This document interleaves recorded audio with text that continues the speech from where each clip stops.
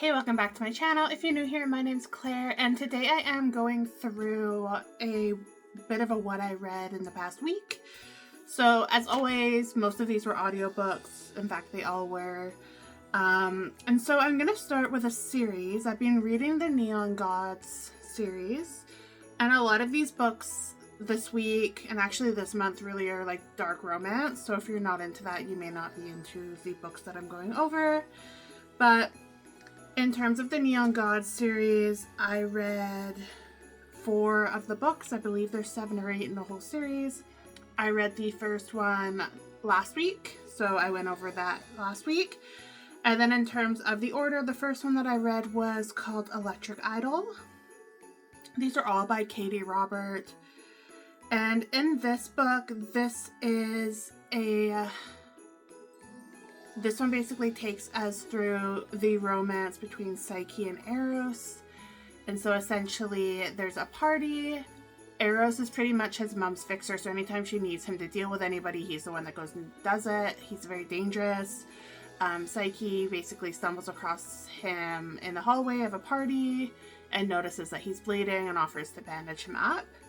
And then that results in his mother, who is the current Aphrodite, and all of the titles kind of change throughout the books in terms of the actual individual within the title. But essentially his mom is in the Aphrodite title, and when Psyche and Eros are together, it's actually photographed by like the paparazzi and it's splashed in the media, and his mother and Psyche's mother are like enemies, so essentially she puts out a hit on Psyche and Eros is meant to be the one that does that. And it really just goes through them navigating that and trying to circumvent him needing to do that when he's really kind of under his mother's thumb. So that's kind of the gist of that storyline. Obviously there's a lot more to it, but if you're interested in reading the series, I'm really enjoying it so far. So for that book, I gave it 4 stars. The next book that I read in the series is Wicked Beauty. So essentially, the title of Aries is up for grabs, and there's a big competition as how the next Aries is basically determined. And everyone basically goes in and puts themselves forward to be able to compete to become Aries. And it's this big kind of like 3-stage competition. So Helen, who is one of the kind of the side main characters, she decides that she wants to enter, and she's been training essentially her whole life to want to be Aries. And then when they get to the big party where people are starting to put themselves forward, when her brother, who is the current Zeus, essentially introduces everything, he announces that Helen is actually up for grabs as the wife of whoever wins and becomes Aries, because he obviously doesn't know that she's wanting to compete. So that's really how the story starts, and it's Helen trying to decide if she overcomes that and still puts her name forward. It's pretty early on, but ultimately she does. And then she is competing with Achilles and Patroclus. I think Patroclus is how you say his name. Are like the 2 main people. They're kind of working as a pair. Helen grew up with Patroclus and they had a bit of a relationship. She like protected him from bullies when they were younger. So this one is a kind of like polyamory type situation that develops between them. And it's essentially, they're developing this romance, but then they're still having to go through in battle. And both Achilles and Helen both really want to win the title of Aries. So that's essentially the story for that one. I gave that one 5 stars. I really enjoyed that one just in terms of everything happening with the competition and kind of on the sidelines and everything. All of the dynamics between it all. I just really enjoyed that one. The next one in the series that I read is called Radiant Sin. So this one, Apollo is one of the 13 and Cassandra is essentially like his assistant. And they both like each other, they're both attracted to each other. And Cassandra and her sister are basically ostracized because her parents tried to enact this clause that's essentially, if you terminate a member of the 13, then you're able to actually get that seat and be in the position of power. So Apollo has to essentially go to this party with this new person that's coming to town. They think it's a little bit sketchy. He's kind of like almost like a spy master, needs to go and figure out what's happening. He takes Cassandra along with him, and there's a lot of stuff that happens at the party. It all just seems a little bit odd. The host keeps making them play these weird games. And then, yeah, there's a lot of drama and stuff that happens at the party that I don't want to kind of get into and ruin the ending for anybody. But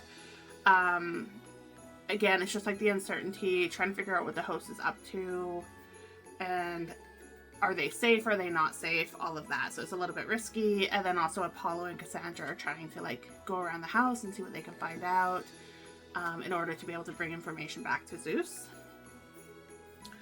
And then the last one of the series that I read this week is Cruel Seduction. So with this one, the host of the previous party, he brought essentially a bunch of people with him. And one of the people he brought with him was this boy that he wound up getting out of an orphanage.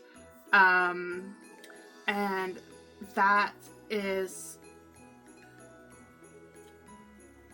And I'm trying to figure out how to say this without kind of ruining anything, but essentially his son is a member of the 13, and because it happened in an unsavory way, Aphrodite has essentially volunteered to marry him because they're wanting like that inside view and that leverage to be able to control him, because we're not really sure how much they can trust him and how much they can trust his father. And so it's really these two enemies are forced to wed. There's a lot of like power play, arranged marriages kind of happening throughout Olympus for the whole series. It's definitely a trend throughout. So essentially Aphrodite was in a relationship with Adonis, and essentially couldn't be with him anymore because of this marriage. And then Hephaestus, I think is how you say his name, his best friend is Pandora. So there's kind of like these external parties to the relationship, and then there's the two primary ones. This winds up being another kind of polyamory type situation. A lot of the dynamics within the whole series are seeming to kind of lean that way, and that kind of makes sense with the whole god and goddess theme at the times and all of that. So that one's definitely interesting because it's them trying to navigate developing feelings and caring about each other and not wanting each other to get hurt. And then there's just like a lot of turmoil across the city. A lot of people are kind of, their lives are at risk, and the whole population has got a little bit crazy. So they're just navigating that and trying to figure out how do they protect each other when they're on opposite sides of this kind of war that's brewing, even though they're married. So it's definitely an interesting story, but it's done really well. So that one I gave 4 stars, and then same, the Radiant Sin, the one before that, I also gave 4 stars. I don't remember if I said it, but I'll put all of the kind of titles and stars at the top. The next book I read was called Here One Moment, and it's by Liane Moriarty. So you may know her. She's wrote, I think, 9 Perfect Strangers is what it's called, and there's been like Apples Never Fall, a few other big books that she's written. I listened to Apples Never Fall like probably a year or 2 ago, maybe longer, and it just felt like a very long kind of slow book, so I was a little bit hesitant to get back into another one of hers. But I listened to Here One Moment, and I gave it 5 stars. I thought it was incredibly well written. It essentially starts out where there's this flight, and there's this elderly woman, and when she's on the flight, she kind of goes into this state where she starts walking down the aisles and essentially telling every single person their cause and age of death. And so she just goes through the whole plane, and she's telling people this information, whether they want to hear it or not. She's just like in a trance and going through the whole plane. And then it's basically like the aftermath of that is the story. So all of these people, you know, believing that this is fact. One woman got prediction about her kids. And essentially it's just like the whole fallout of all of this happening. and the lady not even realizing that she had done it until kind of later down the line throughout the story, because she didn't even know that it had happened. And it's just a really interesting, it's from like her perspective of walking through her life, and then it's also from the perspective of other different characters who got their fortune told, and there were a couple people who actually the predictions came true for them right at the beginning, so it seemed like it was going to be true for everybody, and there's that risk in the what if, and just that tension throughout the book of trying to figure out, you know, is she actually able to predict the future, is she not, what happened, and it was just really well done. Would definitely recommend that one. I also listened to a book called Mine by Aubrey Dark. This is definitely a dark romance. I only gave this one 3 stars. And it was essentially, it was pretty gruesome book. I didn't know what it was going into it, but it was very graphic. And I would say with most of these, except for the Leanne Moriarty, you probably want to check trigger warnings. But this one was essentially this girl. She was an actress and she got hired to play this part, which was essentially like character acting this man's wife. And he goes for surgery. And it was essentially where the person doing the surgery is actually not a surgeon. He is somebody that unalives people who have done really bad things, such as this man. And so the woman who is the actress is now in this precarious position where she's potentially at risk because it was meant to be the man and his wife. And then it's just trying to convince the surgeon that she's not actually who he thinks she is. And it kind of goes through that whole thing. It is a dark romance, so it does go into the romantic side kind of throughout the story as well. But it's a little bit kind of like a lot of tension, a lot of figuring out what's going to happen and if he is going to unalive her or not, or kind of how it's all going to play out. And then the last book I listened to was The Teacher by Frida McFadden. So this one has a lot of sensitive topics. And this one is essentially following this schoolgirl who is basically being ostracized at her school because a previous teacher was essentially accused of doing bad things with her and developing a relationship, which she does state from her perspective like never actually happened. He was just really nice to her. She was from an abusive home. She went to his house, kind of like snuck to his house and was watching him just because she wanted to go talk to him and was waiting for a time where she could potentially do that. And it was perceived as being somebody who had, and it was kind of perceived as like being somebody who she was in a relationship with.